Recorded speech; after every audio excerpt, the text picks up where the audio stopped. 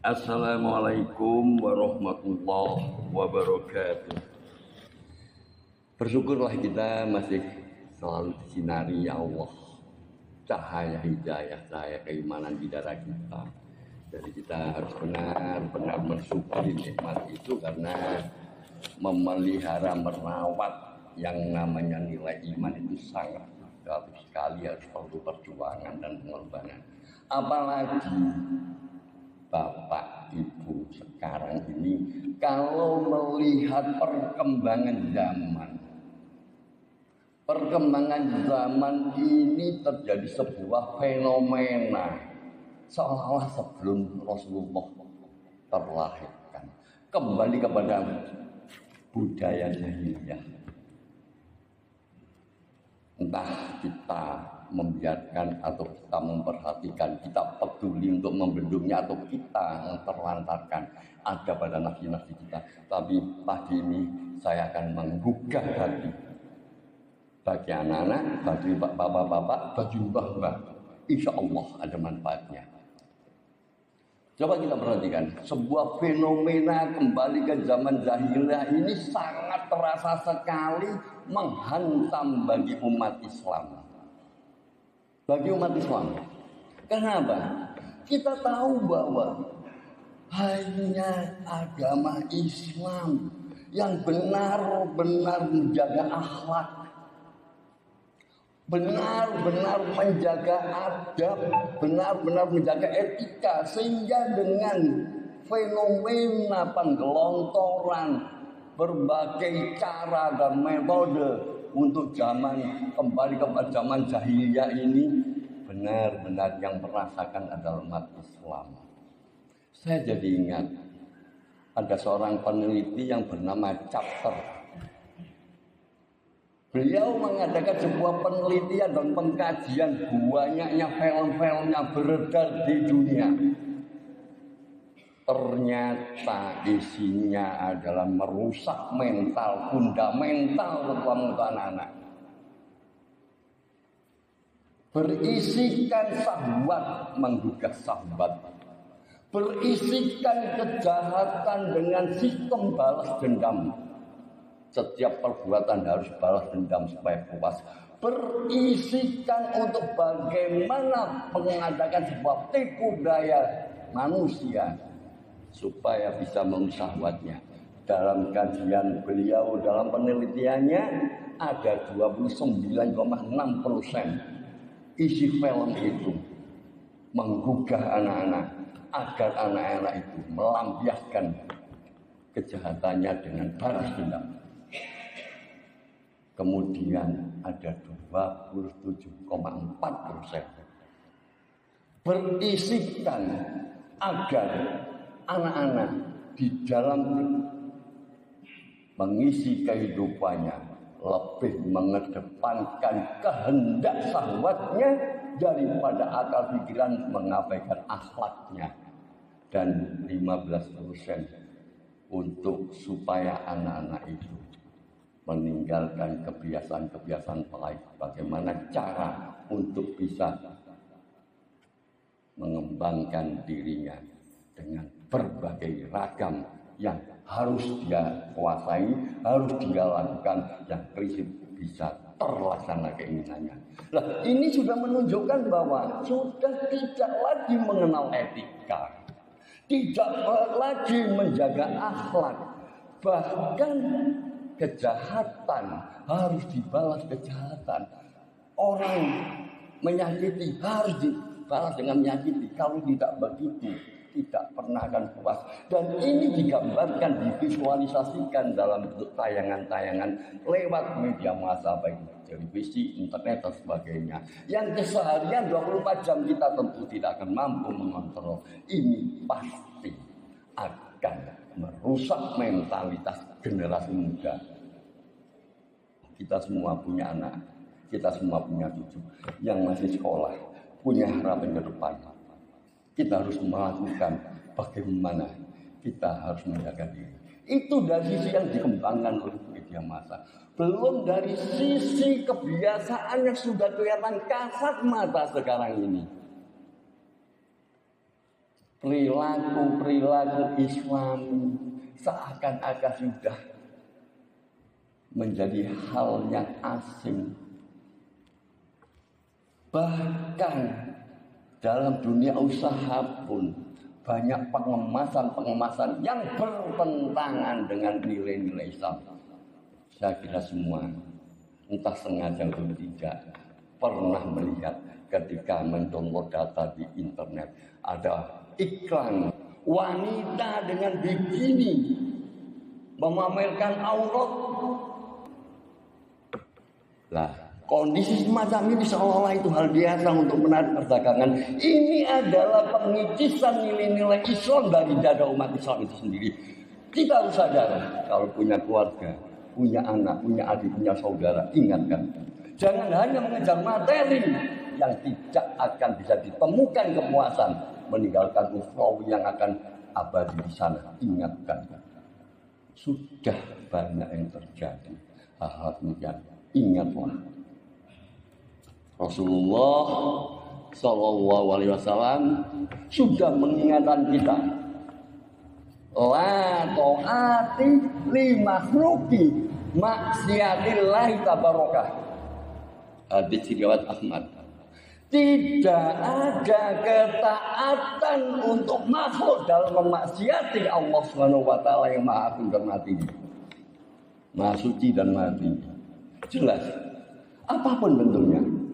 Kalau disuruh diberikan tugas, diberikan amanah yang sekiranya itu memaksiati Allah, tolak, maka Allah akan menggantikan yang lebih baik dan lebih barokah. Ini harus kita ingatkan pada diri kita sendiri, pada keluarga kita, pada lingkungan kita. Nah, kondisi kejadian semacam ini, mari coba kita analisa supaya kita punya kesadaran, punya kepedulian dan bangkit sebagai umat Islam untuk menyadarkan diri kita. Apa tanggapan umat Islam terhadap kondisi yang semacam ini? Ada 3 kelompok besar. Ada 3 kelompok besar mensikapi kondisi semacam ini. Kelompok yang pertama, yang punya peduli untuk menegakkan risalah Islam dalam kehidupan sehari-hari di kehidupannya, baik dirinya, keluarganya maupun masyarakatnya. Tidak segan dan tidak pernah bosan untuk selalu memberikan kajian-kajian, memberikan peringatan-peringatan, mengajak kebaikan-kebaikan. Di dalam keluarganya pun mengontrol dengan ketat apa yang dilakukan keluarganya sehingga semua terpantau untuk keselamatannya. Karena sadar, ya ayyuhalladzina amanu qu anfusakum wa ahlikum naro wa qudha nasu wal hijarah. Peliharalah dirimu dan keluargamu dari api neraka yang bahan bakarnya dari manusia dan batu. Sadar mereka. HP anak cucunya bila belum saatnya diawasi, dikontrol, hanya diberikan perlunya. Televisi dianggap hal yang bisa merusak mentalitasnya. Ini golongan yang pertama. Tapi kebanyakan kalau ada yang memilih demikian dikatakan kuno, jadul, gak modern. Loh, apakah yang disebut modern itu harus merusak mental, merusak iman? Modern itu bagaimana kita bisa memanfaatkan nilai-nilai ilmu pengetahuan, bisa memanfaatkan kehidupan yang lebih baik untuk mencapai kebahagiaan dunia akhirat. Itu modern. Bukan merusak akhlak, bukan merusak keimanan, bukan membuat jalan menuju neraka. Itu kelompok yang pertama. Kemudian kelompok yang kedua, golongan orang awam. Mereka mengaku dirinya Islam, tapi mereka tidak peduli dengan nilai-nilai keadaan semacam itu. Film-film keadaan semacam itu dia beranggapan semua ada yang tanggung jawab. Yang ditayangkan sudah ada sensor, badan sensornya. Bukan urusan kita, nggak usah ikut-ikut. Nanti dimarahi orang, biar diam saja. Diam saja, penting kamu sholat, kamu ke masjid. Urusan itu urusan orang lain. Itu orang yang mengaku dirinya Islam, Leslie tidak punya keberanian menyerahkan apa adanya. Jumlahnya juga banyak. Dan yang lebih parah lagi, golongan yang ketiga. Sudah tidak punya peduli, malah menikmati. Wah, nanti ada sinetron, ceritanya bagus. Anak istrinya, bapaknya malah buatkan aku kopi, gaya baluk-baluk, gaya camilan narare ayo timbang metu nonton bareng, seolah-olah itu menjadi hajatan. Nah, bahkan di dalam imajinasinya mengatakan, andaikan anakku iso dadi pemain latar nyanyi kayak ngono, orang bertanya, iku sapa? Iku anakku iku sing nyanyi-nyanyi pinter nari-nari. Nah, iku anakku iku yang berlenggak-lenggok dengan bisa nemuin bangga. Itu yang golongan ketiga. Dia merasa punya impian seperti itu, bahkan bisa dapat penghasilan besar, itu yang diharapkan. Ini golongan ketiga. Mereka lupa. Seharusnya kita sebagai umat Islam akan sangat merasa menyesal jika punya anak atau cucu yang berumuran TK tidak tahu tentang gerakan sholat. Jangan bangga ahli menari. Anak usia SD kalau dia belum bisa doa-doa sholat, belum hafal surah-surah pendek dalam Al-Quran, kita harus menyesal. Jangan bangga pandai menari, hafal lagu-lagu, tapi tidak bisa ngaji. Lah, ini sudah mendera, bukan hanya di kota, di pedesaan anak kecil sudah disetelkan TV, suruh joget, divideokan, diviralkan. Ditanyain, coba sholat, enggak bisa. Disuruh nyanyi banyak lagu yang bisa, suruh membaca surat An-Nas. Tak oneng dulu. Nah, kondisi-kondisi semacam ini disadari maupun tidak disadari. Kondisi yang ketiga ini banyak hal-hal yang sudah merajalela di lingkungan kita. Sekarang kalau kita lihat antara kelompok 1, kelompok 2, dan kelompok 3, barangkali kelompok 1 yang punya peduli sama dengan kelompok 2 jumlahnya. Kelompok 2 sama dengan kelompok 3, otomatis kelompok 1 kalau dibanding kelompok 2 dan kelompok 3 hanya sepertiganya. Lah, inilah tantangan bagi kita. Apakah kita akan tergolong orang usah melo-melo, gak enak untuk dimusuhi tonggo, jarno lah itu anak nari-nari ngarpani gak usah dielingno, padahal tetangganya itu masih kerabat. Ingatlah, ketika kita membiarkan kemaksiatan merajalela, Allah akan mencabut nikmat pada diri kita. Dan kita diwajibkan untuk senantiasa berupaya ke arah yang lebih baik. Innallaha la yughayyiru ma biqaumin hatta yughayyiru ma bi anfusihim. Dan sesungguhnya Allah tidak akan merubah nasib suatu kaum jika kaum tersebut tidak akan merubahnya. Dari situlah pergerakan sejak sekarang dan masa yang akan datang, kewajiban setiap insan muslim untuk beramar ma'ruf nahi munkar. Walakum minkum khairu ummah ukhrijat linnas wa ta'muruna bil ma'ruf. Jadi engkau adalah sebaik-baik umat untuk senantiasa mengajak kebaikan dan mencegah kemungkaran. Dan inilah kewajiban individu muslim untuk senantiasa mengajak kebaikan kepada siapapun, mencegah kemungkaran dimanapun ditemui dengan cara yang baik, yang benar. Sehingga hasilnya baik, hasilnya benar, tidak terjadi permusuhan. Dan cara yang baik dan benar itu, misalnya contoh konkret, ada peminum di tetangga kita. Kalau kita menegakkan dengan benar langsung kita geruduk sendiri, itu benar. Tapi itu baik, tapi tidak benar. Tetangga minum minuman kita geruduk sendiri, baik, kita larang, tapi tidak benar. Yang benar bagaimana? Ada penegak hukum, kita laporkan. Ada yang datang mendekat di sana, ada yang laporan penegak hukum, bagian yang merepresif, menangani persoalan itu. Itu namanya baik dan prosedurnya benar. Ya, kita harus cara yang baik dan benar karena Islam harus cerdas, maka kewajiban Islam harus membaca sejak baru bangun sampai menjelang tidur, harus ada yang dibaca terkait dengan nilai keimanan dan ketakwaan, terkait dengan ilmu kemasyarakatan sosial, sehingga kita tidak menjadi orang-orang yang tidak tahu apa-apa. Jangan punya HP Android hanya untuk main game. Ini untuk anak-anak. Kalau bapak-bapak enggak mungkin main game. Gunakan ini. HP adalah senjata, tergantung yang menggunakan. Digunakan untuk kejahatan, menyediakan perjumpaan. Digunakan untuk kebaikan. Banyak keislaman yang memberikan pelajaran sangat baik. Jadi tergantung kita.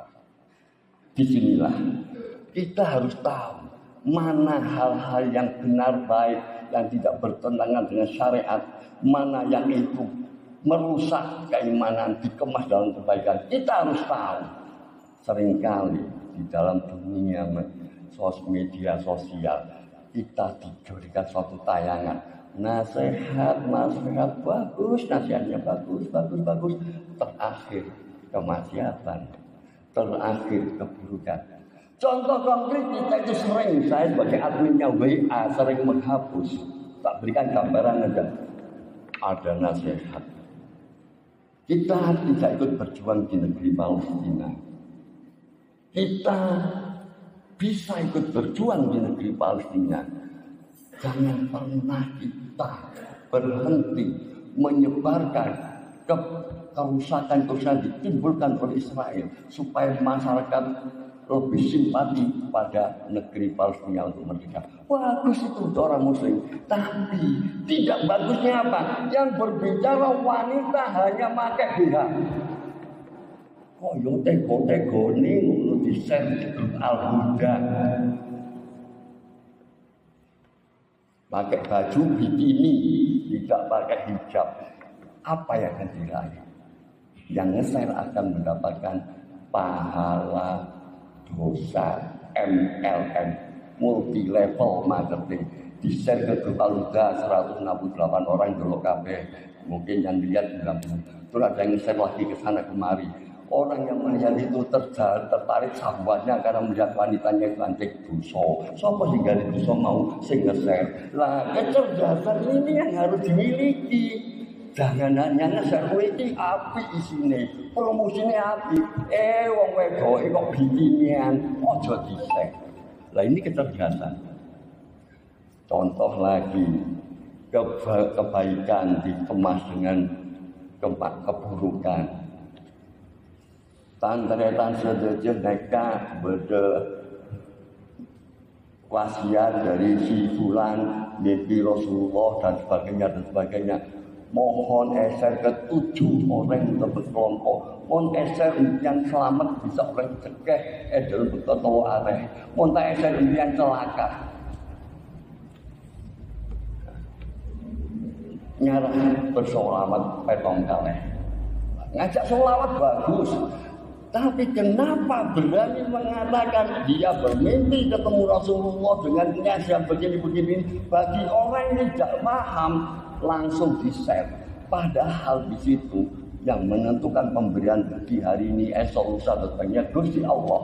Yang menentukan celaka hari ini bersama Gusti Allah. Bukan orang yang membuat itu. Kenapa ini juga masih banyak di-share? Itu hati-hati. Dan yang lainnya di medsos-medsos yang ada, setan pensiun, setan minta ampun, mengatakan, ya Allah saya minta ampun yang menggoda dia bukan saya sudah insaf dan sebagainya. Loh, mengatakan demikian, orang setan itu sudah berjanji akan mengganggu manusia dari muka, belakang, kiri, kanan. Siapapun akan digoda kecuali orang ikhlas. Bro, kalau sudah ngasih kayak gitu kan berarti mengingkari kebenaran Al-Quran. Lah, hal-hal semacam ini Allah sudah mengingatkan melalui firman-Nya, wala talbisul haqqo bil batil wa taktumul haqqo wa antum ta'lamun. Dan janganlah engkau mencampur adukkan yang hak dan yang batil, dan janganlah engkau menutup-nutupi yang hak sedangkan kamu mengetahui dosa-dosa. Lain sampai hanya kepingin aku biar orang tahu dulu, nge-share ke grup ini dan sebagainya. Ini saya katakan sekaligus juga pencerahan di dalam dunia medsos kita harus hati-hati.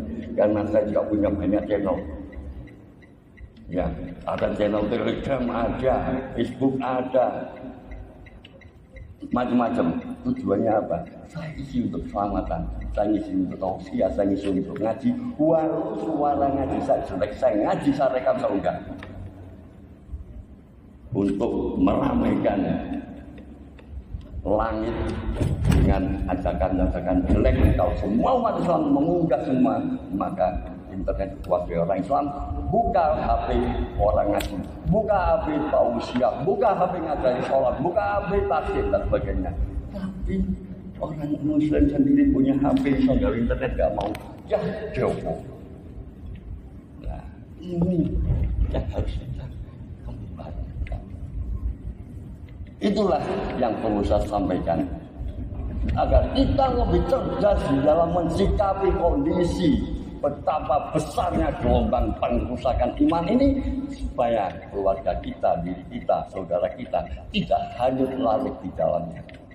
Aku lupa dihadap. Wassalamualaikum warahmatullahi wabarakatuh. Assalamualaikum warahmatullahi wabarakatuh.